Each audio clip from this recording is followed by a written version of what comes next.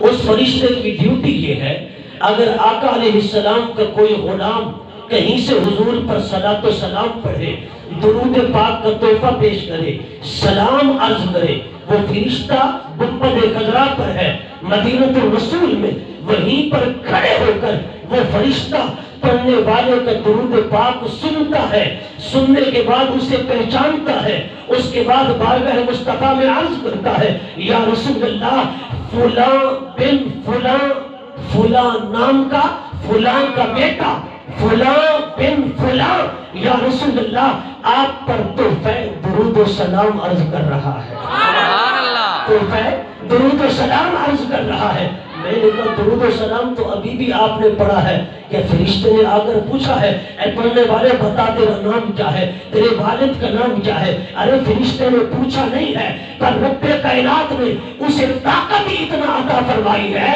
وہ خدا دار طاقت کے ساتھ کھڑا تو گنبد خضرا پر ہے، پر اللہ کے عطا کیے ہوئے علم سے جانتا ہے پڑھنے والے کا نام کیا ہے، اس کے والد کا نام کیا ہے، وہ وہیں سے پہچان کر بارگاہ مصطفیٰ میں عرض کر دیتا ہے۔ سبحان اللہ، سبحان اللہ۔ ساؤنڈ والے بھائی ذرا آواز کو آپ مدھم نہ کریں، بہرحال ایکو بند کر دیں، بیس بڑھا دیں، آپ کی مہربانی ہوگی تاکہ سامعین بھی اچھے طریقے سے میری بات کو سمجھ سکے اور سن سکے۔ میں نے کہا یہ اس حضور کے در کے نوکر کا یہ علم ہے، وہ جو بارگاہ مصطفیٰ کا دربان ہے، کیونکہ بڑی بارگاہ کے آداب ہوتے ہیں نا، اللہ نے حضور کی بارگاہ کا ایک ادب یہ بھی بنایا ہے کہ فرشتے کو کھڑا کر دیا ہے، وہ فرشتہ سن کر بارگاہ رسالت میں عرض کرتا ہے۔ میں نے کہا مدینہ میں رہ کر فرشتہ سن بھی لیتا ہے، دیکھ بھی لیتا ہے، پر مدینے والے آقا نہیں سن سکتے یا حضور نہیں دیکھ سکتے۔ میں نے کہا یہ شان ہے خدمت گاروں کی، سردار کا عالم کیا ہوگا، سبحان اللہ، سردار کا عالم کیا ہوگا۔ حضرت سیدنا عمر فاروق اعظم رضی اللہ تعالی عنہ، آپ مسجد نبی کے منبر پر تھے، حضرت ساریہ نہامت کے مقام پر جنگ لڑ رہے تھے۔ حضرت عمر فاروق اعظم نے دوران جمعۃ المبارک کے خطبے کے آپ نے وہیں سے فرمایا، یا ساریہ الجبل، اے ساریہ اپنے لشکر کا رخ پہاڑ کی جانب کرو، میدان سے ہٹاؤ کہ اوپر سے دستہ کفار کا حملہ آور ہونا چاہتا ہے، دشمن تجھ پر حملہ کرنا چاہتا ہے۔ حضرت فاروق اعظم نے یہاں سے دیکھا، ملاحظہ کیا، حضرت ساریہ نے وہیں پر سنا، کتنا فاصلہ تھا؟ 300 میل کا فاصلہ تھا، 300 میل کا فاصلہ۔ صحابہ پوچھنے لگے کہ حضرت عمر نے کیسی بات کر دی جس کا سیاق و سباق ہی کوئی نہیں، ماقبل و مابعد ہی کوئی نہیں، نہ پہلی بات سے تعلق نہ بعد والی بات سے تعلق، حضرت عمر نے کیسی بات کر دی؟ حضرت علی سے کسی نے پوچھا، علی بتاؤ کیا وجہ تھی؟ حضرت عمر نے ایسا جملہ کیسے بول دیا؟ آپ نے فرمایا، یارو چپ رہو، جو کچھ فاروق اعظم برسر منبر دیکھ رہے تھے وہی کچھ علی صف میں بیٹھ کر دیکھ رہا تھا۔ سبحان اللہ، اللہ رسالت یا رسول اللہ، خلافت نعرہ حیدری، جشن عید میلاد النبی۔ میں نے کہا یہ تو نگاہ غلام کا عالم ہے کہ حضرت سیدنا فاروق اعظم برسر منبر جو کچھ دیکھ رہے تھے وہی کچھ مولا علی صف میں بیٹھ کر دیکھ رہے تھے۔ حضرت ساریہ واپس آئے تو پوچھا، اے ساریہ بتاؤ حضرت عمر نے تمہاری کیسی رہنمائی فرمائی؟ حضرت ساریہ کہتے خدا کی قسم اگر عمر بر محل اور بر موقع میری رہنمائی نہ کرتے تو میں شکست کھا جاتا۔ یہ حضرت عمر کی بر وقت رہنمائی کا فائدہ تھا۔ فرمایا کہ میں نے جنگ ہاری نہیں، جنگ جیت کے آ گیا۔ سبحان اللہ۔ حضرت گرامی یہ غلاموں کی نگاہ کا عالم ہے جو حضور کی بارگاہ سے فیض یافتہ ہیں، آقا کے غلام ہیں، حضور کی بارگاہ کے فیض یافتہ ہیں۔ میں نے کہا یہ ان کی نگاہ اور علم کا عالم ہے، پھر آقا کی نگاہ اور آقا کے علم کا عالم کیا ہوگا؟ سبحان اللہ۔ حضرت سیدنا عباس بن عبد المطلب جنگ بدر کے موقع پر حضرت عباس گرفتار ہو گئے بدر کے قیدیوں میں، بدر کے قیدیوں میں گرفتار ہوئے تو آقا علیہ السلام نے صحابہ سے مشورہ کیا بتاؤ ان سے کیا کرنا ہے. تو کسی نے کہا حضور فلاں ان کے ساتھ معاملہ کیا جائے فلاں کیا جائے. حضرت صدیق اکبر نے کہا آقا ان سے فدیہ لے کر چھوڑ دیا جائے. حضور نے حضرت سیدنا صدیق اکبر کی رائے کو پسند فرمایا اور فرمایا ان سے فدیہ لے لو انہیں چھوڑ دو. سب سے فدیہ لیتے رہے. جب باری آئی حضرت عباس کی تو حضرت عباس نے کہا میرے پاس تو کچھ نہیں ہے. حضور نے فرمایا اے چچا ذرا سنبھل کے بولنا آپ کے پاس کچھ نہیں ہے. کہا بھتیجے میرے پاس کیا ہے. حضور نے فرمایا اے چچا جب تم کفار مکہ کے ساتھ آ رہے تھے اس سے پہلے اپنے گھر کی کوٹری کے اندر جو سونا دفن کیا تھا اور میری چچی ام فضل سے کہا تھا اگر میں زندہ واپس آ گیا تو میں اسے نکال کر استعمال کروں گا, اگر میں مر گیا تو پھر نکال کر تم استعمال کرنا. اے چچا بتاؤ وہ سونا آپ کا نہیں تو کس کا ہے؟ سبحان اللہ. آپ کا نہیں تو کس کا ہے؟ حضرت عباس کی آنکھیں کھل گئی, قدموں میں گر گئے, کلمہ پڑھا, مشرف پہ اسلام ہو گئے. کہا بھتیجے میں نے تو تیری نبوت کی نشانی کو آپ کے پنگورے کے اندر دیکھ لیا تھا. حضور نے فرمایا چچا وہ کیا؟ حضرت عباس نے عرض کیا اے بھتیجے جب آپ پنگورے کے اندر تھے آپ کی انگلی کا اشارہ ہو جاتا تھا, جدھر آپ کے ہاتھ کا اشارہ ہوتا جاتا تھا آسمان کا چل ہوتا چلا جاتا تھا. نعرہ رسالت, نعرہ خلافت, نعرہ حیدری, شان مصطفیٰ. آسمان کا چاند اڑتا چلا جاتا تھا. اے بھتیجے میں سمجھ گیا جادوگر کا جادو زمین پہ تو چل سکتا ہے پر آسمان پہ نہیں چل سکتا. میں سمجھ گیا یہ پنگورے میں آنے والا عام بچہ نہیں, یہ وقت کا نبی لگتا ہے. تیری نبوت کی نشانی کو پنگورے کے اندر دیکھ لیا تھا. حضور نے فرمایا چچا یہ تو بات ہی چھوٹی سی ہے, اس سے بڑی بات بتاؤں؟ فرمایا بھتیجے بتا. حضور نے فرمایا چچا جب میں اپنی ماں کے پیٹ میں تھا لوح محفوظ پہ قلم چلتی تھی, تقدیریں لکھتی تھی, حاملین عرش تسبیح پڑھتے تھے. میں ماں کے پیٹ میں رہ کر فرشتوں کی تسبیح بھی سنتا تھا, لوح محفوظ پر چلنے والی قلم کی آواز بھی سبحان اللہ, سبحان اللہ, سبحان اللہ, سبحان اللہ. ماں کے پیٹ کے اندر فراست علم اور نگاہ کا یہ عالم ہے. میں نے کہا اب تو حضور کے علم پہ اعتراض کرتا ہے اور حضور کی نگاہ پہ انگلیاں اٹھاتا ہے. حضرت امام جلال الدین سیوطی رحمۃ اللہ تعالی علیہ اور علامہ اسقلانی, علامہ قسطلانی, علامہ زرقانی, ملا علی قاری, اسی طرح صاحب تفسیر روح البیان, روح المعانی, مولوی عبدالحی لکھنوی فرنگی محلی, ان سب نے لکھا لما ولد صلی اللہ علیہ وسلم قال فی اذنہ رضوان خازن الجنان ابشر یا محمد ما کان لنبی علم الا وقد اعطیتہ الا وقد اعطیتہ الا وقد اعطیتہ. حضور کی ولادت بسعادت ہوئی, سرکار کی ولادت ہوئی تو جنت کا ایک فرشتہ ہے جو جنت کا دربان ہے جسے کہا جاتا ہے رضوان. وہ رضوان جنت آیا, اس نے حضور کے کان مبارک میں کہا ابشر یا محمد, اے محمد عربی صلی اللہ علیہ وسلم آپ کو بشارت ہو, رب کائنات نے جس پیغمبر کو نبی کو کمال نبوت کے وقت علم عطا فرمایا تھا وہ سارا علم رب نے آپ کو ولادت کے وقت عطا کر دیا ہے. سبحان اللہ, ولادت کے وقت عطا کر دیا ہے. ما کان لنبی علم الا وقد اعطیتہ, کوئی نبی بھی نہیں آیا رب نے اسے جو علم جو فن عطا کیا تھا رب نے وہ سارا آپ کو ولادت کے وقت عطا کر دیا, ولادت کے وقت عطا کر دیا ہے.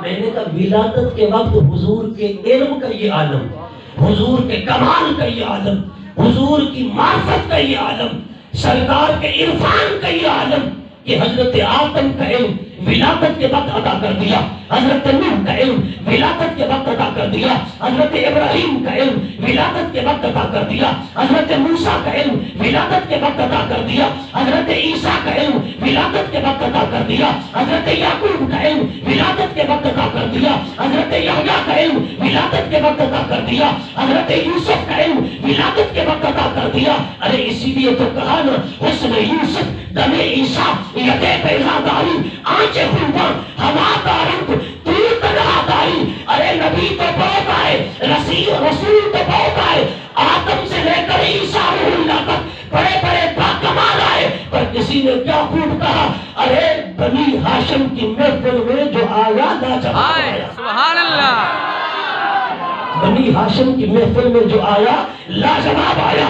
سارے نبیوں کے کمالات رب نے ایک ہستی میں رکھ دیے، اس لیے فرمایا آدم کا عیسیٰ سارے رسولوں کے کمالات دیکھنا چاہتے ہو، آؤ مصطفیٰ کو دیکھتے جاؤ، سب انبیاء کے کمالات نظر آ جائیں گے، صرف انبیاء کے نہیں۔ انا مرآت جمال الحق، کائنات والو اگر حسن مطلق کا جلوہ دیکھنا چاہتے ہو، آؤ چہرے بطحا کو دیکھتے جاؤ، خدا کو پہچانتے جاؤ۔ نعرہ تکبیر، نعرہ رسالت، نعرہ خلافت، نعرہ حیدری، نعرہ حیدری، شان مصطفیٰ، علماء اہل سنت۔ سبحان اللہ، سبحان اللہ۔ تھوڑا سامنے والے اور سٹیج والے ذوق کا مظاہرہ کریں، آپ تو بالکل گئے گزرے ہیں، پتہ چلتا ہے کہ آپ شاید ساری رات بیٹھ تھک گیا ہیں؟ ابھی تو رات کا میرے خیال میں کوئی چوتھا حصہ بھی نہیں گزرا ہے۔ ایک بار بلند آواز سے بولے نا ماشاءاللہ سامنے والے سٹیج والے۔ سبحان اللہ، حضور کی شان بیان کر رہا ہوں، آپ بھی دیوانے ہو کہ حضور کی شان سنیں۔ سبحان اللہ۔ کیا فرمایا؟ سارے نبیوں کا علم ولادت کے وقت عطا فرما دیا۔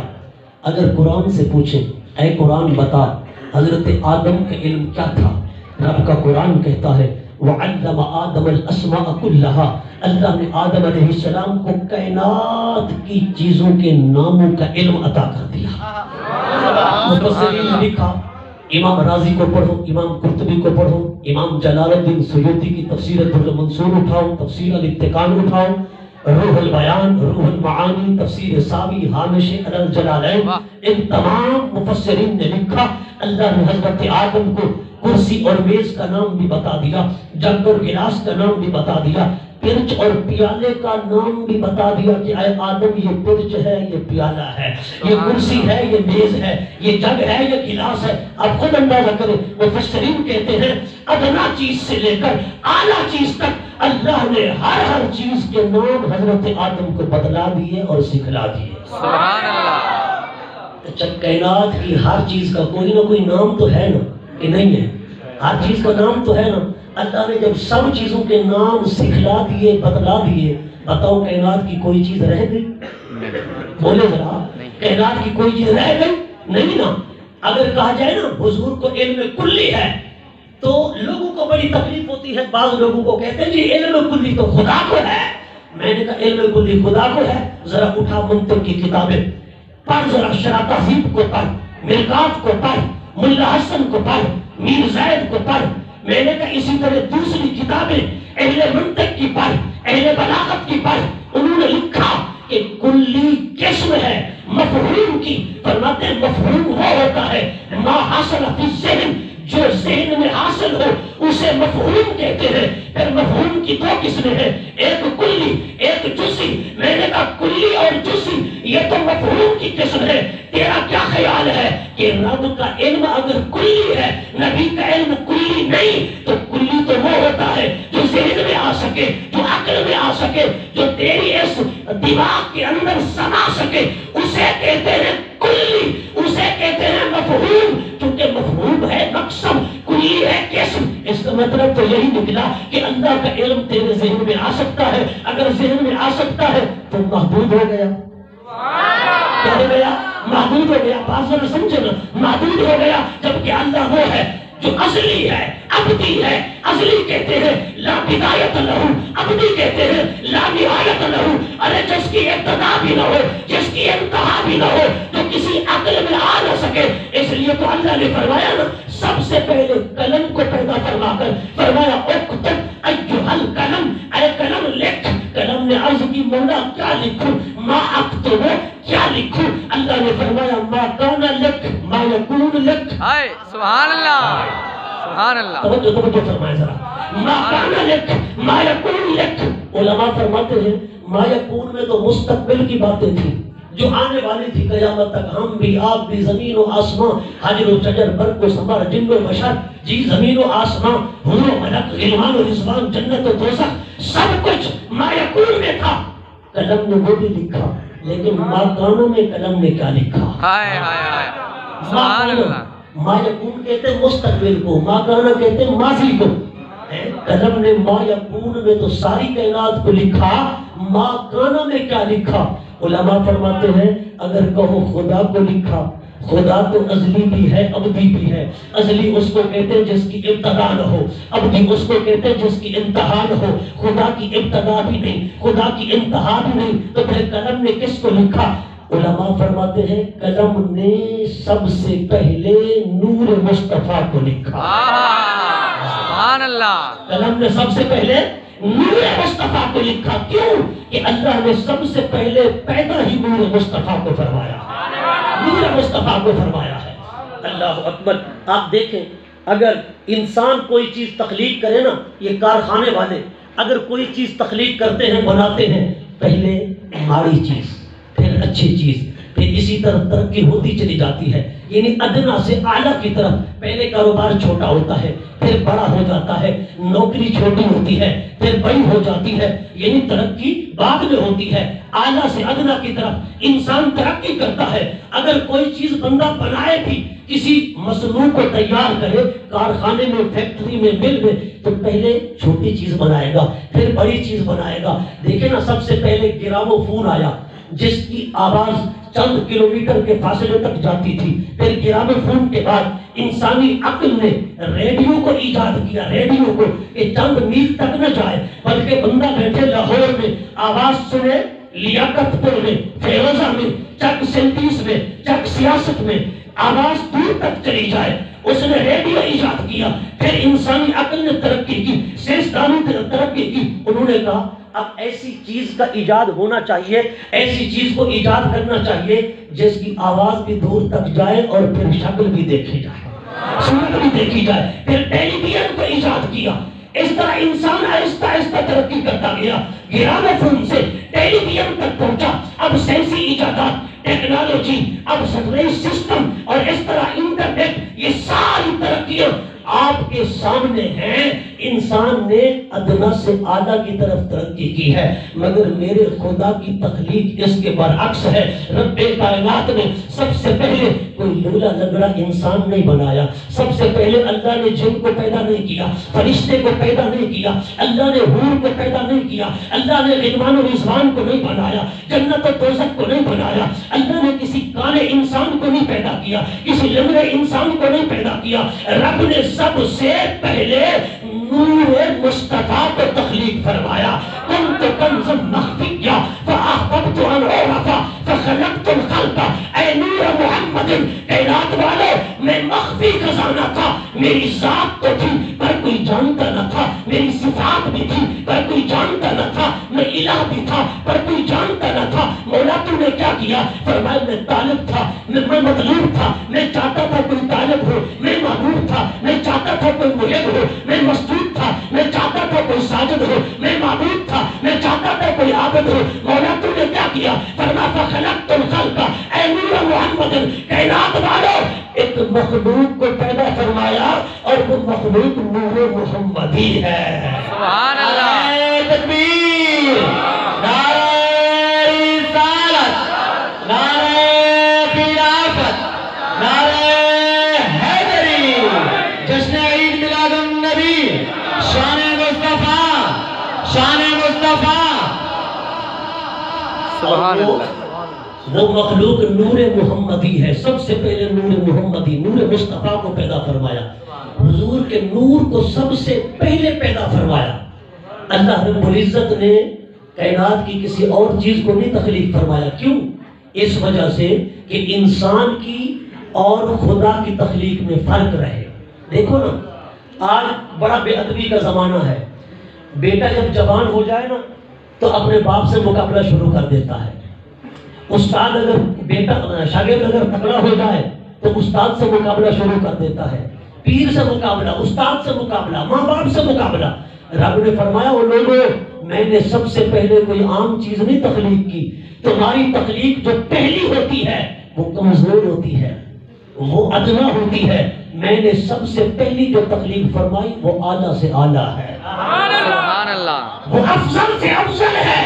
اس لیے فرمایا میری قدرت کا کمال اگر دیکھنا چاہتے ہو، چاند و سورج کو نہ دیکھو، سیاروں کو نہ دیکھو، پہاڑوں کو نہ دیکھو، درختوں کو نہ دیکھو، میری قدرت کا کمال دیکھنا چاہتے ہو، لوگوں آؤ جلوہ مصطفیٰ دیکھو، طلوہ مصطفیٰ دیکھو۔ سبحان اللہ، میری قدرت کا اعلیٰ شاہکار ہے، میری قدرت کا شاہکار دیکھنا چاہتے ہو، مصطفیٰ کو دیکھو، ذات مصطفیٰ کو دیکھو، یہ میری قدرت کا شاہکار ہے، میری قدرت کا کمال ہے۔ اس لیے سب سے پہلے رب نے اس تخلیق کو بنایا جو قدرت کا اعلیٰ شاہکار تھی، قدرت کا اعلیٰ شاہکار تھی۔ حضرات گرامی، اللہ رب العزت نے سب سے پہلے نور مصطفیٰ کو تخلیق فرمایا، کیوں؟ اس کی وجہ، اس کی ایک وجہ تو یہ تاکہ مخلوق اس کے ساتھ مقابلہ نہ کر سکے، مقابلے سے عاجز رہے۔ اس نے اپنی قدرت مطلقہ کا اظہار کیا کہ میری قدرت قدرت مطلقہ ہے۔ مطلقہ کا مطلب کوئی اس کی قدرت کو پہنچ نہیں سکتا، کوئی اس کی برابری نہیں کر سکتا، کوئی اس کا ہمسر نہیں ہو سکتا۔ اللہ نے قدرت مطلقہ کا اظہار کرتے ہوئے سب سے پہلے نور مصطفیٰ کو بنایا۔ دوسری وجہ یہ تھی نور مصطفیٰ کے سب سے پہلے تخلیق کرنے کی کہ اللہ رب العزت نے فرمایا اگر میں پہلے آسمانوں کو بناتا یا زمینوں کو بناتا یا پہاڑوں کو بناتا تو یہ ساری چیزیں میرے مصطفیٰ پر احسان جتلاتی۔ زمین کہتی دیکھ میں پہلے موجود تھی، نور مصطفیٰ تخلیق ہوا تو میں نے نور مصطفیٰ کو اپنے سینے پہ بٹھایا۔ آسمان کہتا میں نے صاحبان فراہم کیا، جی زمین کہتی میرا احسان، آسمان کہتا میرا احسان، سورج کہتا میرا احسان، چاند کہتا میرا احسان۔ مثال دوں آپ کو، اگر راجہ صاحب ایک باغ لگائیں اور مجھے کہیں درانی صاحب آؤ میرا باغ دیکھو، مجھے اپنے باغ میں لے جائیں اور میں ایک گلاب کا پھول دیکھوں اور اسے توڑ لوں، میں کہوں یہ گلاب کا پھول تو میرا ہے، راجہ صاحب فرمائیں گے درانی صاحب یہ آپ کا کیسے ہو سکتا ہے، گلاب کا پھول کیسے آپ کا ہے، بوٹی میں نے لگائی ہے، پھول آپ کا ہے۔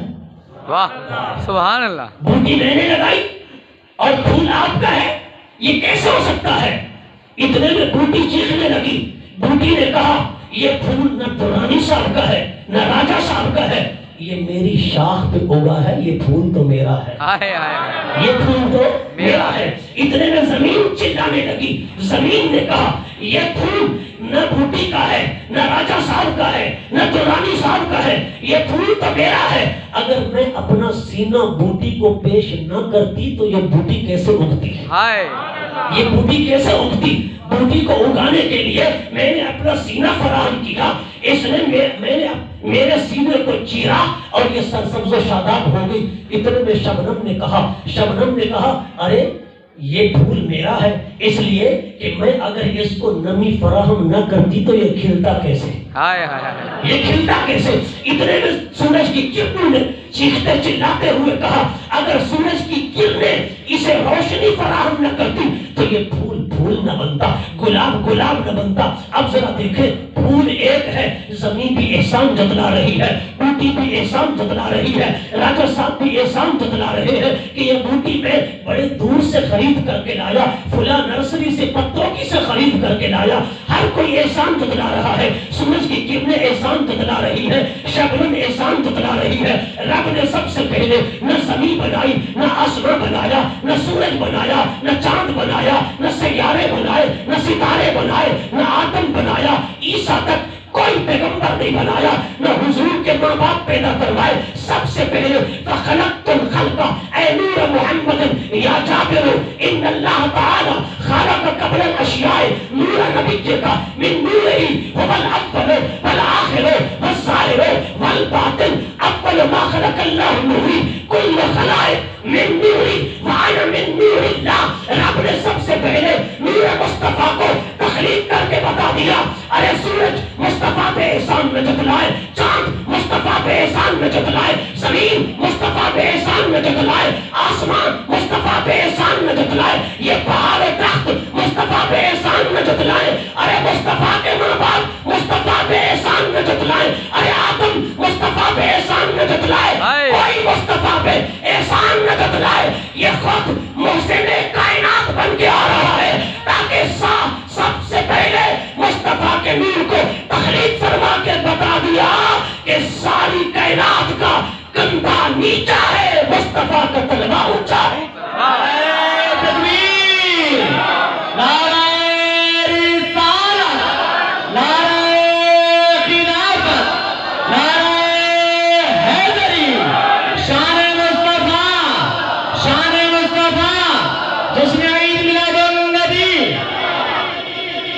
سبحان اللہ, سبحان اللہ. تاکہ حضور پر کوئی احسان نہ جتلائے. حضور چونکہ محسن کائنات ہے, محسن اعظم ہے, رب نے سب کو بعد میں تخلیق کر کے مصطفیٰ کے طلبے کو اونچا کر دیا, کائنات کے کندھے کو نیچا کر دیا, سبحان اللہ. تاکہ مصطفیٰ پر کوئی احسان نہ جتلائے. اس لیے حضور اول الخلق ہے, حضور اول الکائنات ہے, هو الاول والآخر, حضور اول ہے. اللہ کے گرامی آقا علیہ السلام کی یاد ہم کیوں نہ منائیں کہ ساری کائنات پر حضور کی آمد سے احسان ہو گیا, ظلمتیں چھٹ گئیں, گمراہیاں ختم ہو گئیں, دلالتیں دور ہو گئیں حضور کے آنے سے. مدینہ الرسول کی سرزمین ہے. حضرت سیدنا بلال حبشی مسجد نبوی میں آذان دے رہے ہیں, اپنی لے میں آذان پڑھ رہے ہیں. اتنے میں بچے مدینہ کی گلیوں میں کھیل رہے ہیں. حضرت ابو محذورہ یہ بھی حضور کے مؤذن بنے. 4 مؤذن ہیں جن میں ایک حضرت بلال اور دوسرے حضرت ابو محذورہ. میرے آقا کی مسجد نبوی کے کتنے مؤذن ہیں؟ 4 مؤذن. حضرت ابو محذورہ بچوں کے ساتھ, جیسے یہ چھوٹے بچے ماشاءاللہ بیٹھے ہیں, دیکھیں نا بڑے ذوق سے بچے سن رہے ہیں. تو یہ بچے انشاءاللہ بڑے ہو کر یہ بھی عاشق رسول بنیں گے. ابو محذورہ آذان کی نقل اتار رہے ہیں, جیسے حضرت بلال کہتے جا رہے ہیں ویسے یہ پیچھے کہتے جا رہے ہیں. سبحان اللہ. حضور تشریف لائے اسی گلی میں. حضور نے دیکھا نا بچے اذان کی نقل اتار رہے ہیں, مگر ابو محذورہ کی آواز کچھ سریلی بھی ہے, اونچی بھی ہے, بڑی بھی ہے. حضور نے قریب بلایا, فرمایا بیٹے قریب آؤ. جب حضرت ابو محذورہ قریب آئے تو سرکار نے ان کے سر کے اگلے بالوں پر ہاتھ رکھا, فرمایا بچے میں تجھے دعا دیتا ہوں اللہ تجھے بلال کی طرح مؤذن بنا دے, بلال کی طرح مؤذن بنا دے. حضرت ابو محذورہ کہتے ہیں بس حضور نے شفقت فرمائی, اخلاق کا مظاہرہ کیا. فرماتے ہیں میں اپنے گھر میں گیا, ماں سے کہا اے ماں آج سرکار نے کرم فرمایا ہے, میرے سر پر دست شفقت پھیرا ہے اور حضور نے یہ دعا دی ہے بچے اللہ تجھے بلال کی طرح مؤذن بنا دے. حضرت ابو محذورہ کی ماں نے سنا, المستدرک للحاکم کی روایت ہے, حضرت ابو محذورہ کی ماں نے کہا بیٹا میں تجھے وصیت کرتی ہوں یہ بال کبھی نہ کٹوانا جن بالوں پر دست مصطفیٰ پھر گیا, جن بالوں پر دست مصطفیٰ پھر گیا ہے. حضرت ابو محذورہ کہتے ہیں کہ میری ماں نے کہا یہ بال تم نے کبھی کٹوانے نہیں ہیں جن پر حضور کا دست مبارک پھر گیا ہے. علماء فرماتے ہیں, محدثین نے لکھا کہ حضرت ابو محذورہ نے وہ بال نہیں کٹوائے یہاں تک کہ وہ بڑے ہو گئے.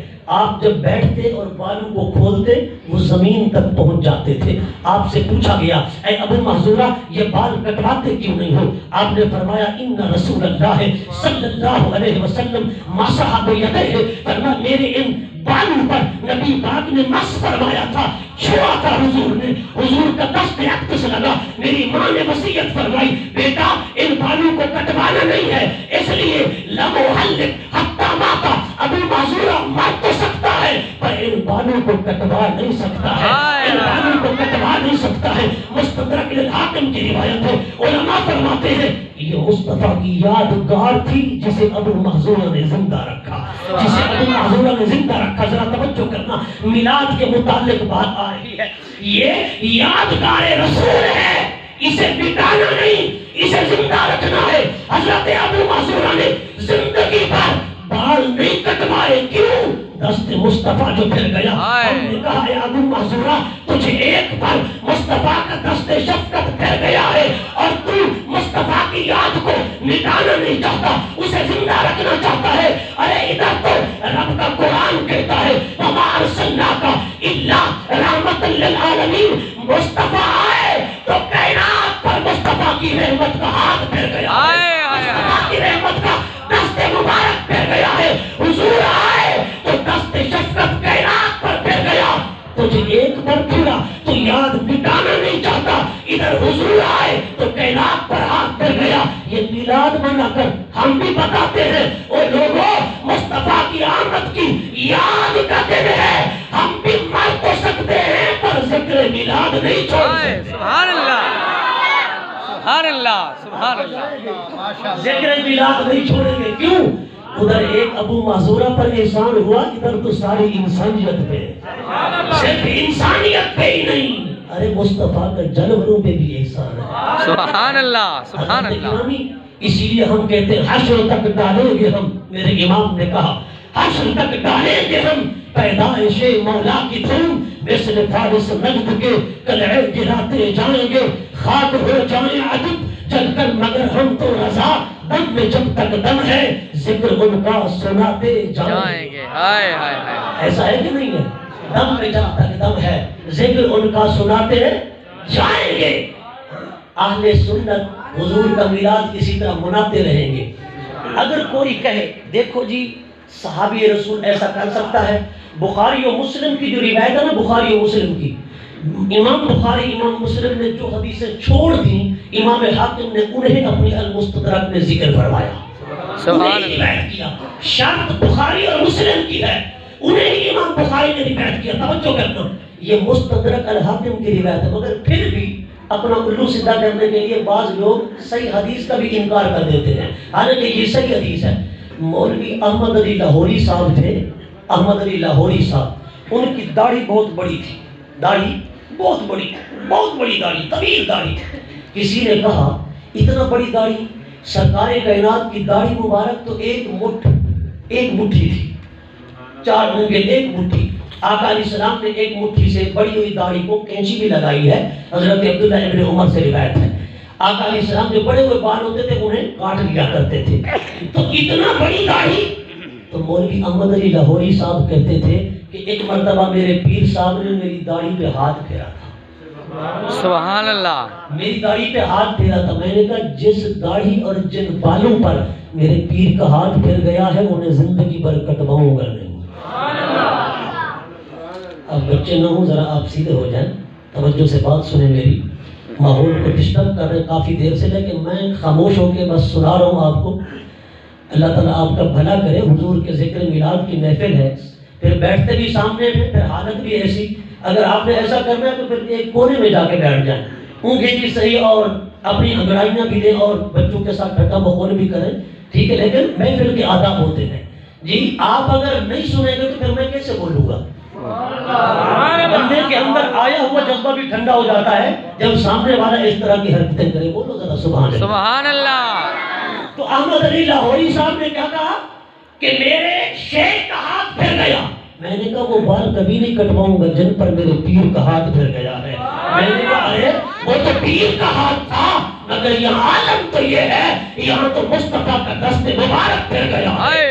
وہ دست مبارک جب صدیق اکبر نے حضور کو اٹھایا، اپنے کندھوں پہ بٹھایا، سرکار نے اپنے دونوں ہاتھ صدیق کے سر پر رکھ دیے، لگتا ایسا تھا کہ رحمت کا سائبان چھا گیا ہے۔ صدیق اکبر کے کندھوں پر ایک حضور کا پاؤں اقدس اس طرف سے، دوسرا اس طرف سے، ابو بکر کبھی دائیں پاؤں کو چومتے ہیں، کبھی بائیں پاؤں کو چومتے ہیں۔ حضور نے فرمایا اے صدیق یہ کیا کر رہے ہو؟ ابو بکر کہتے ہیں آقا معراج کر رہا، آقا معراج کر رہا ہو۔ حضور نے فرمایا ابو بکر یہ کیسی معراج ہے؟ عرض کی آقا آپ کی معراج لوح قلم تک ہے، ابو قحافہ کے بیٹے کی معراج تو آپ کے قدم تک ہے۔ تکبیر، نعرہ رسالت، نعرہ خلافت، نعرہ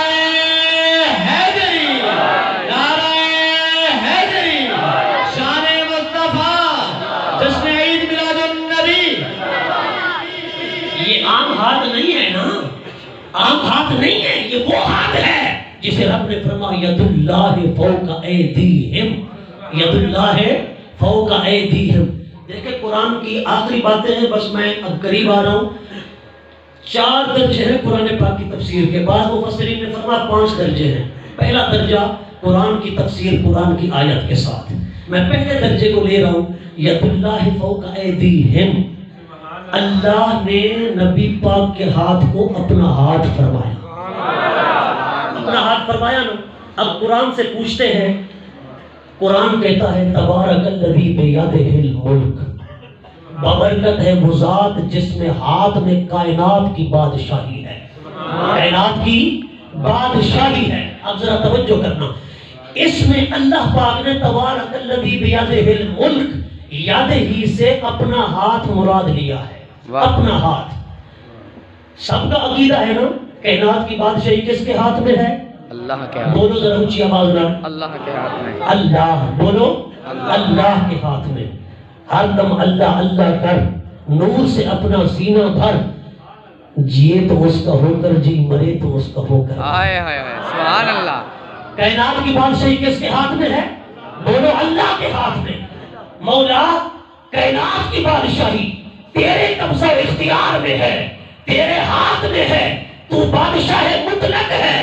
یہ جسموں کا نظام اللہ کے ہاتھ میں، روح کا نظام اللہ کے ہاتھ میں، اس دنیا کا سارا نظام اللہ کے ہاتھ میں، زمین کا نظام اللہ کے ہاتھ میں، آسمان کا نظام اللہ کے ہاتھ میں، پہاڑوں کا نظام اللہ کے ہاتھ میں، بول سبحان اللہ، اللہ کے ہاتھ میں، اللہ کے ہاتھ میں، درختوں کا نظام اللہ کے ہاتھ میں، دریاؤں کا نظام اللہ کے ہاتھ میں، سمندروں کا نظام اللہ کے ہاتھ میں، اس ساری مخلوق کا نظام اللہ کے ہاتھ میں۔ ہم نے کہا مولا اس ساری کائنات کا نظام تیرے ہاتھ میں ہے، اپنے ہاتھ کا دیدار تو کرا، ہم تیرے ہاتھ کی زیارت کرنا چاہتے ہیں، تیرے ہاتھ کا دیدار کرنا چاہتے ہیں۔ قدرت کی طرف سے آواز آئی، اے خدا کے ہاتھ کا دیدار کرنے والے، خدا کے ہاتھ کی زیارت کرنے والے، حدیبیہ کے میدان میں آ جاؤ۔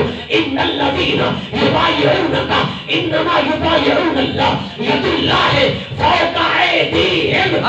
جس نے دیکھنا ہو خدا کا ہاتھ، وہ حدیبیہ کے میدان میں آ جائے اور دیکھ لے پیارے مصطفیٰ کا ہاتھ۔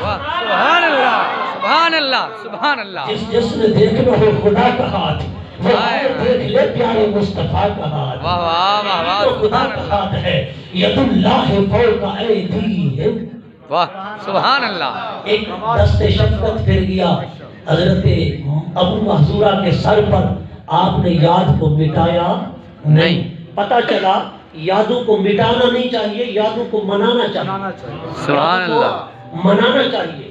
یہ یادوں کو مٹانا یہ بغض کی علامت ہے، دشمنی کی علامت ہے، عداوت کی نشانی ہے۔ اور یادوں کو زندہ رکھنا، منانا اور قائم رکھنا صحابہ کی سنت ہے، سبحان اللہ، سبحان اللہ، اللہ کی سنت ہے۔ ان الصفا والمروہ من شعائر اللہ، واہ اللہ کی بندی کے قدم لگے، اللہ نے فرمایا یہ میری نشانی ہے، سبحان اللہ، یہ میری کیا ہے؟ نشانی، نشانی ہے۔ حضرات گرامی، اللہ کی نشانیوں کو زندہ رکھنا چاہیے۔ حضور کی آمد کا جو دن ہے یہ اللہ کی بہت بڑی نشانی ہے۔ بے شک، وَذَكِّرْهُمْ بِأَيَّامِ اللَّهِ، اللہ کے دنوں کو یاد کرو، اللہ کے دنوں کو زندہ کرو، اللہ کے دنوں کا تذکرہ کرو، اللہ کے دنوں کا ذکر کرو۔ میں نے کہا یہ عید الفطر کا دن اللہ کا دن ہے کہ نہیں؟ عید الاضحیٰ کا دن اللہ کا دن ہے کہ نہیں؟ 27 رمضان اللہ کا دن ہے، 27 رجب اللہ کا دن ہے، شب برات اللہ کا دن ہے، جس دن قرآن کی تکمیل ہوئی اللہ کا دن ہے، جس دن قرآن کی پہلی آیات نازل ہوئی اللہ کا دن ہے، جس دن وہ ہستی آئی، جس ہستی کے صدقے یہ سارے دن ملے، تو وہ دن اللہ کا دن کیوں نہیں ہے؟ اس لیے ہم سنی اس دن کو مناتے ہیں۔ اچھا دیکھیں نا اعلیٰ حضرت عظیم البرکت مجدد دین و ملت پروان شمع رسالت الشاہ امام احمد رضا خان فاضل بریلوی رحمت اللہ تعالی علیہ جب آپ کی عمر مبارک تھی نا 6 سال کی، آپ نے 2 گھنٹے کی تقریر فرمائی، اور وہ تقریر آپ نے جو فرمائی نا عام لوگوں نے نہیں فرمائی، بڑے بڑے علماء تھے، بڑے بڑے علماء اگر وہ الگ الگ وقتوں میں آتے تو ہر ایک وقت کا مجدد ہوتا، ہر ایک وقت کا غوث ہوتا، بڑے بڑے علماء 2 گھنٹے کا کتاب 6 سال کی عمر میں۔ آپ نے فرمایا لوگ کہتے ہیں میلاد النبی نہ مناؤ، میلاد النبی کی دلیل کیا ہے؟ آپ نے فرمایا دیکھو حضور پیدا ہوئے نا تو حضور نے سر سجدے میں رکھا اور سب سے پہلے جو دعا فرمائی وہ دعا یہی تھی اللہم حب لی امتی، اللہم حب لی امتی۔ میں نے کہا ارے لوگوں، حضور نے سب سے پہلے آتے ہی امت کو یاد کیا۔ ارے تو سارا سال نبی کو یاد نہ کرے پر 12 ربیع الاول کو تو کر لیا، سبحان اللہ، 12 ربیع الاول کو تو کر لیا کر۔ جس دن نبی نے تجھے یاد کیا اس دن تو کر لیا کر، کچھ تو نمک حلالی کر لیا کر، آئے آئے نبی کو اس دن تو یاد کر لیا کر۔ ہاں حضرت صفیہ کہتی ہے جب سرکار کی ولادت ہوئی، سرکار پیدا ہوئے نا تو سرکار کی آنکھوں میں سرما بھی لگا ہوا تھا، ہاں بالوں میں کنگھا بھی لگا ہوا تھا، اور حضور مطہر بھی تھے، مطیب بھی تھے، سرکار صاف اور ستھرے تھے، ختنہ شدہ بھی، ناف بریدہ بھی۔ آئے آئے سبحان اللہ، بچہ پیدا ہوتا ہے نا تو بچے کی ناف ہوتی ہے، اس ناف کے ذریعے بچے کو ملتی ہے خوراک، خوراک ملتی ہے نا۔ حضور کی تو ناف تھی ہی نہیں، واہ سبحان اللہ، سمجھے آپ؟ حضور کی ناف تھی ہی نہیں، جب ناف نہیں تھی تو خوراک کیسے ملی؟ واہ معلوم ہوا رب نے ماں کے پیٹ کے اندر بھی خوراک وہ والی میرے آقا کو نہیں دی جو ہمیں ملتی ہے، واہ یہ ہر بچے کو ملتی ہے۔ رب نے وہ خوراک نہیں دی، رب نے ماں کے پیٹ میں بھی میرے نبی کی خوراک وہ بنائی جو نور کی تھی، واہ سبحان اللہ، اس لیے حضور کو نور علی نور بنا کے بھیجا۔ سبحان اللہ، گرامی آقا علیہ السلام ناف بریدہ بھی اور ختنہ شدہ بھی۔ حضرت صفیہ کہتی ہے میں قریب گئی، میں نے کہا حضور کو غسل دلاؤں، حضور کو نہلاؤں، ہاتھ غیبی سے آواز آئی اے صفیہ نبی کی پھوپھی جان ہٹ جا، یہ عام بچہ نہیں، ذرا دیکھ تو صحیح، ہاں سر کے اندر کنگھا بھی لگا ہوا ہے، یہ ختنہ بھی ہوا ہے، ناف بریدہ بھی ہے، اور یہ سرما بھی لگا کے آیا ہے، آپ کوثر سے غسل بھی کر کے آئے آیا۔ آئے سبحان اللہ، سبحان اللہ، کوئی نہلائے دلائے نا، کوئی اس کو بنائے سنوارے نا، میں نے خود بنا سنوار کے بھیجا ہے۔ سبحان اللہ، حضرت گرامی دیکھیں اللہ نے نبی پاک کو نور بنایا نا تو یہ جو جسمانی خمیر تھا نا وہ بھی وہاں سے لیا جو جنت کا ٹکڑا تھا۔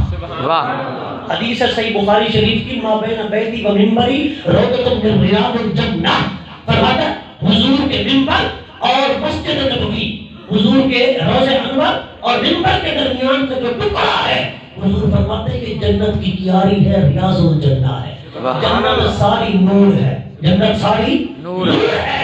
رب نے وہ جو لباس لیا ہے بشر والا، رب نے وہ لباس بھی وہاں سے لیا جو نور کا ٹکڑا تھا، سبحان اللہ، نور کا ٹکڑا تھا۔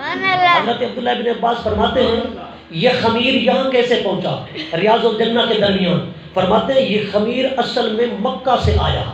کہاں سے آیا؟ مکہ سے۔ جہاں اللہ کا گھر خانہ کعبہ ہے نا وہیں سے یہ خمیر اٹھا۔ رب نے حضور کا خمیر پاک خانہ کعبہ والی جگہ سے لیا۔ ابن عباس فرماتے ہیں اصل طینت رسول اللہ صلی اللہ علیہ وسلم من سورۃ الارض یعنی الکعبہ، جو اس کائنات کی سرزمین کی ناف ہے وہ ہے خانہ کعبہ، رب نے وہاں سے حضور کا خمیر مبارک لیا کیونکہ اس جگہ کو نسبت ہو گئی حضور کی ذات سے، رب نے اسے خانہ کعبہ بنا دیا۔ سبحان اللہ، کائنات والو اس جگہ کو نسبت ہے مصطفیٰ سے، اب سب چہرے کر لو اسی کی طرف، سبحان اللہ، سجدہ کرو خدا کو، چہرہ کرو خلیل مصطفیٰ کو، فرما مصطفیٰ کے خلیل کی تعظیم بھی ہو جائے۔ جب طوفان نوح آیا رب نے وہی خمیر وہاں سے اٹھایا، پھر ما بین بیتی و منبری کے درمیان رکھ دیا جو ریاض الجنہ ہے۔ کیوں؟ تاکہ کائنات والوں اگر کوئی حج کرنے کے لیے آئے یہ نہ کہے کہ حج کروں گا خدا کے گھر کا اور مصطفیٰ کے روزے کی زیارت بھی کر لوں گا، کیونکہ جہاں سے بندے کی مٹی ہوتی ہے وہیں قبر بنتی ہے، وہیں قبر بنتی ہے۔ حضور کا خمیر تو وہاں سے تھا جہاں خانہ کعبہ ہے، اگر روزہ بھی وہی بن جاتا تو پھر کوئی کہتا میں کعبے کا طواف کرنے گیا، زیارت کعبے کی کرنے گیا اور حضور کا دیدار بھی کر کے آ گیا، ایک ہی سفر کے اندر دونوں زیارتیں ہو گئی۔ رب نے فرمایا نہیں، یہ خمیر اٹھاؤ مدینے میں رکھو تاکہ کوئی آئے حج کرنے کے لیے، حج کرنے مکہ آئے، زیارت کرنے مدینہ آئے۔ سبحان اللہ، سبحان اللہ، مستقل سفر کرے تاکہ کوئی بدبخت ابن تیمیہ جیسا مجروح بندہ، ابن تیمیہ جیسا مردود اور مظلوم شخصیت کا مالک اب یہ نہ کہے کہ نبی پاک کے روزے کی طرف سفر کرنا معاذ اللہ حرام ہے۔ قرآن ہے رب کا، اذا جاءک الذین یؤمنون بآیاتنا فقل، بولے گا عیسیٰ سلام علیکم، فقل سلام علیکم۔ اللہ فرماتے ہیں محبوب یہ ایمان والے جب تیرے پاس آئے نا گنبد خضرا پر، انہیں کہہ دو کہ رب کا سلام، سبحان اللہ، رب کا سلام۔ میں نے کہا مولوی جی قرآن کی 6666 آیاتیں ہیں، ایک آیت میں تو دکھا دے کہ کوئی حج کرنے گیا اور رب نے کہا حاجی میرا سلام لیتا جا، نہیں، مصطفیٰ کے در پر آیا، رب نے فرمایا اذا جاءک الذین یؤمنون بآیاتنا فقل سلام علیکم۔ اے مصطفیٰ جب ایمان والے تیری زیارت کرنے آئے، زیارت کرے تیری سلام خدا کا ادا کر۔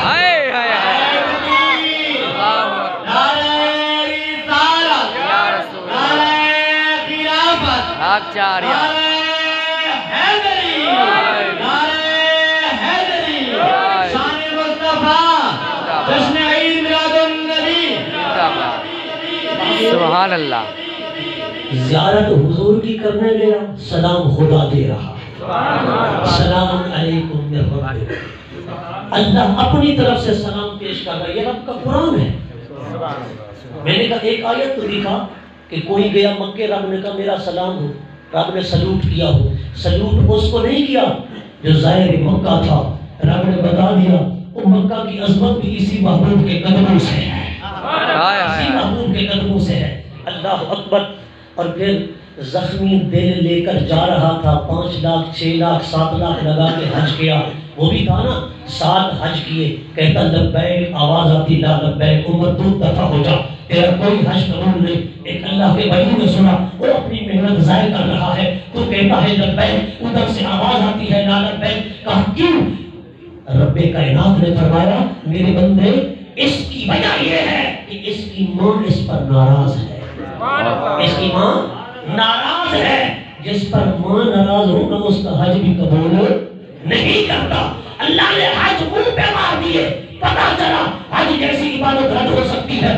زخمی دل لے کر جا رہا تھا، حضور نے فرمایا میرے غلام منظار قبری وجبت لہو شفاعتی، ادھر آ جانا میری زیارت کر، میری زیارت کرنا تیرا کام ہے، شفاعت کا واجب ہو جانا، سبحان اللہ، شفاعت واجب ہو جائے گی، شفاعت لازم ہو جائے گی۔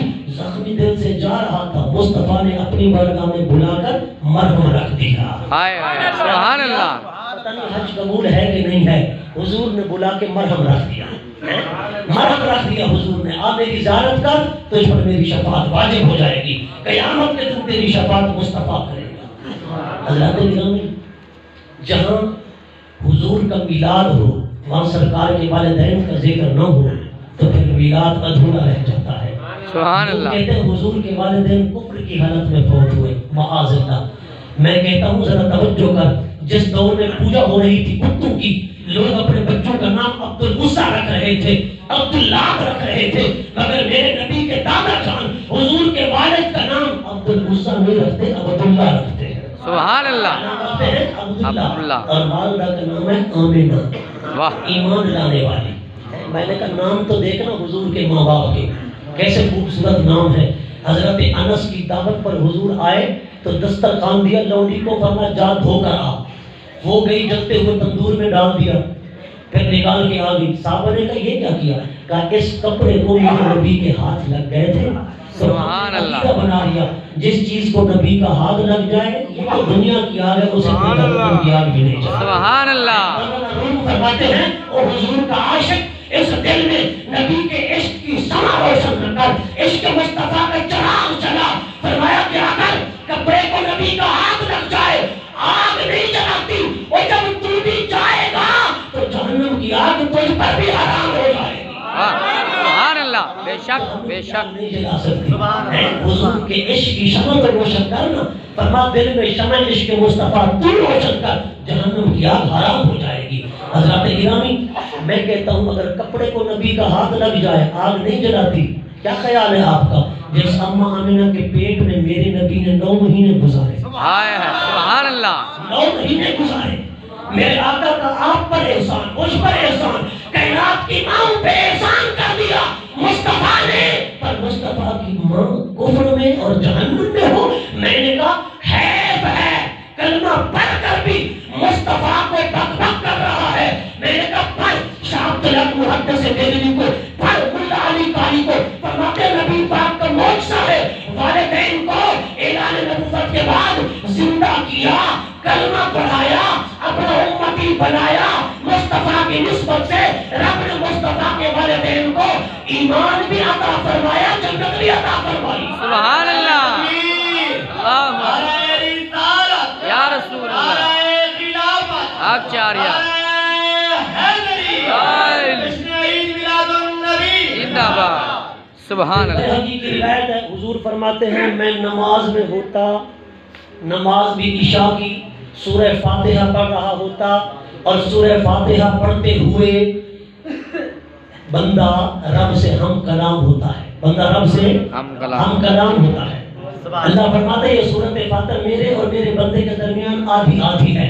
بندہ کہتا ہے الحمدللہ رب العالمین. رب فرماتا ہے حامد علی عبدی، میرے بندے نے میری حمد کی ہے. بندہ کہتا ہے الرحمن الرحیم، رب فوراً جواب دیتا ہے. بندہ کہتا ہے مالک یوم الدین، بندہ رب فوراً جواب دیتا ہے. بندہ کہتا ہے ایاک نعبد و ایاک نستعین، رب فوراً جواب دیتا ہے. میرے بھائیوں بزرگوں دوستوں، سورۃ فاتحہ یہ مقبول دعا ہے. بندہ پڑھتا چلا جاتا ہے، رب کی بارگاہ سے جواب ملتا چلا جاتا ہے. مگر یہ تو ہے تیری میری مناجات، تیری میری رب سے ہم کلامی. جب مصطفیٰ نماز پڑھاتے ہوں گے، سورہ فاتحہ پڑھتے ہوں گے، ارے حضور کی خدا کے ساتھ محبیت کا عالم کیا ہوتا ہوگا. ایک مرتبہ شب برات ہے، حضور جنت البقیع میں ہے، دعا کر رہے ہیں. سیدہ عائشہ کہتی ہے چادر مبارک آپ کے کندھوں سے سرک رہی تھی، میں گئی. حضور نے فرمایا من آتی، آنے والا کون ہے؟ میں نے کہا انا عائشہ. حضور نے فرمایا من عائشہ، من عائشہ کون عائشہ؟ میں نے کہا بنت ابی بکر صدیق، ابو بکر صدیق کی بیٹی عائشہ.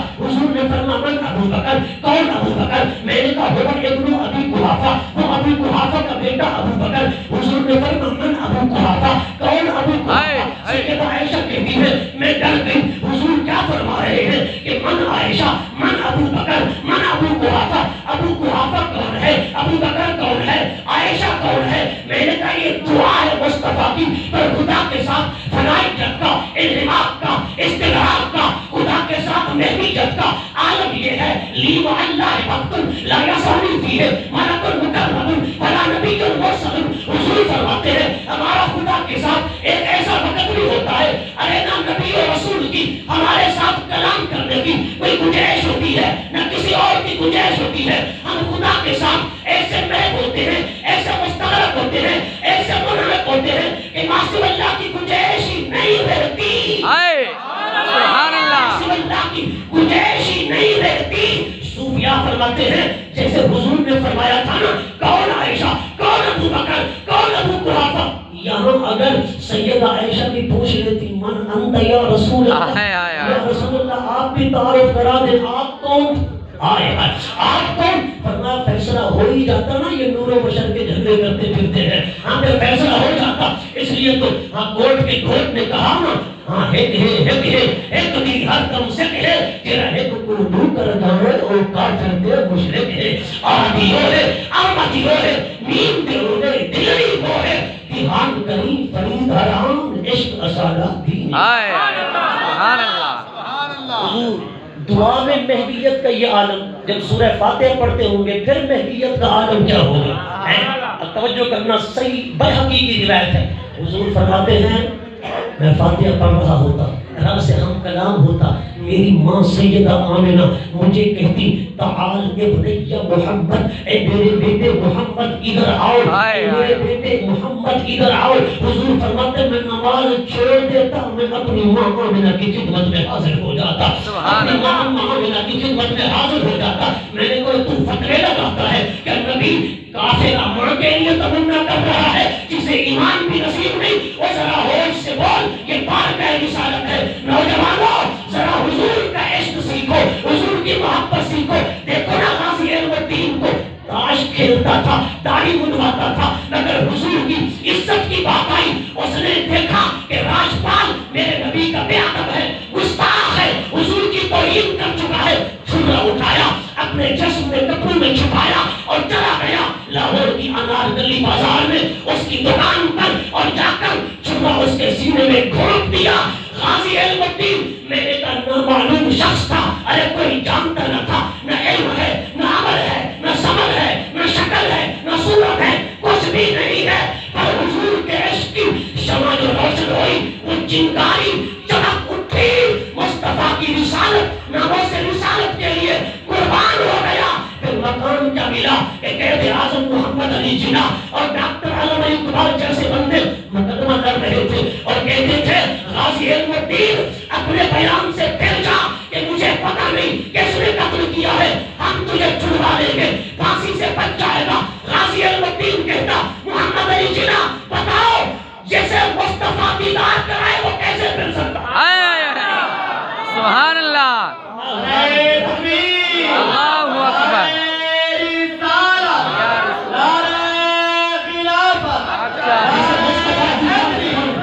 جسے مصطفیٰ دیدار کرائے وہ اپنے بیان سے پھر کیسے سکتا ہے؟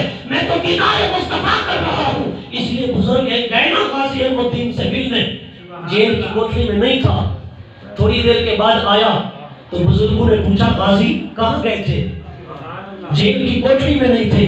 غازی علم الدین نے کہا ابھی مولا علی آئے تھے، مجھے ہاتھ سے پکڑ کے لے گئے تھے، حضور سے مل کے آ رہا ہوں، حضور کی ملاقات کر کے آ رہا ہوں۔ میں نے کہا ذرا حضور سے دل لگا، حضور سے سچی محبت کر، حضور کی عزت اور ناموس پر قربان ہو جا۔ سرکار کی ناموس کائنات کے ماتھے کا جھومر ہے، اگر یہ خطرے میں پڑ جائے تو کائنات خطرے میں پڑ جاتی ہے، کائنات خطرے میں پڑ جاتی ہے۔ تو حضور کا محافظ بن، چوکیدار بن، پاسبان بن، ورنہ تجھ سے پہلے کتے بازی لے جائیں یا شیر بازی لے جائیں۔ اس لیے فرمایا نا نماز اچھی کہ حج اچھا، زکوٰۃ اچھی کہ روزہ اچھا، میں باوجود اس کے مسلمان ہو نہیں سکتا۔ نہ کٹ مروں جب تک خواجہ بطحا کی عزت پر، نہ کٹ مروں جب تک خواجہ بطحا کی عزت پر، خدا شاہد ہے کامل میرا ایمان ہو نہیں سکتا، کامل میرا ایمان ہو نہیں سکتا۔ مسلمانوں حضور کے عاشق بنو، حضور کے دیوانے پروانے بنو۔ میلاد مصطفیٰ کی محفل کا یہی پیغام ہے، حضور کی عزت کے، ناموس کے، ختم نبوت کے سیمانے چوکیدار اور پہرے دار بنو۔ حضرت محدث گولڈا سیدنا پیر مہر علی شاہ رحمت اللہ تعالی علیہ فرماتے ہیں نا کہ جس کے فرمایا کہ جو بندہ چاہتا ہے نا کہ میری پشت پہ مصطفیٰ کا ہاتھ ہو اور وہی فیض ملے جو صحابہ کو ملتا تھا، وہ حضور کی ختم نبوت اور عزت کے تحفظ پر کام کرے۔ سبحان اللہ، حضور کی ناموس رسالت کے تحفظ کے لیے کام کرے۔ جو چاہتا ہے وہی فیض ملے جو فیض ابو بکر صدیق کو ملا، جو فیض عمر فاروق کو ملا، جو فیض عثمان ذو النورین کو ملا، جو فیض مولا علی کو ملا، جو فیض صحابہ کو ملا، سلمان فارسی کو ملا، ابن مسعود کو ملا۔ حضرت عبداللہ بن مسعود حضور نے فرمایا بیٹھ جاؤ، آپ آ رہے تھے مسجد کے دروازے پر تھے، جوتیوں کے مقام پر، وہیں بیٹھ گئے۔ حضور نے بولا ادھر آؤ، بارگاہ میں آ گئے۔ حضور نے فرمایا جو آ کے کھڑے ہو گئے تھے میں نے ان سے کہا تھا، آپ کو نہیں کہا تھا۔ ابن مسعود نے کہا آقا میرے عشق نے کہا، بس حضور نے جو فرما دیا بیٹھ جاؤ، اب چلنا گوارا نہیں کیا میں نے، سبحان اللہ، میں نے چلنا گوارا نہیں کیا، حضور نے فرمایا بیٹھ جاؤ، بس جوتیاں بھی تھی تو میں وہیں پہ بیٹھ گیا۔ سبحان اللہ، میں نے کہا فقیہ امت مصطفیٰ کے حکم پر جوتیوں میں بیٹھ رہا ہے، حضور سے دل لگاؤ۔ کلندر لاہوری کہتے ہیں نا تعجب کی جاہ جہنم کی آتش، لگائے خدا اور بجھائے محمد، تماشا تو دیکھو کہ پھر نہ اسے آلہ، بنائے خدا اور بسائے محمد۔ اسی گڑھی شریف کے شہنشاہ نے کہا نا محمد دے پکڑے خدا دے پکڑے چھڑاوے محمد دا پکڑیا چھڑا کوئی نہیں سکتا، محمد دا پکڑیا چھڑا کوئی نہیں سکتا، خدا دے پکڑے چھڑاوے محمد وَلَوْ أَنَّهُمْ إِذْ ظَلَمُوا أَنفُسَهُمْ جَاءُوكَ، خدا دے پکڑے چھڑاوے محمد دا پکڑیا چھوڑا کوئی نہیں سکتا۔ ایک بار یا 70 بار بھی بخشش مانگو میں نہیں چھوڑوں گا، کہ بے ادب تیرا ہے، گستاخ تیرا ہے، موذی تیرا ہے، موہن تیرا ہے، تکلیف تجھے پہنچاتا ہے، میں نہیں چھوڑوں گا اسے، نہیں دیکھوں گا اس کی نمازیں، حج، زکاتیں، عبادات و ریاضات۔ اس لیے فرمایا نا محمد دا پکڑیا چھوڑا کوئی نہیں سکتا۔ حضرت گرامی دعا کر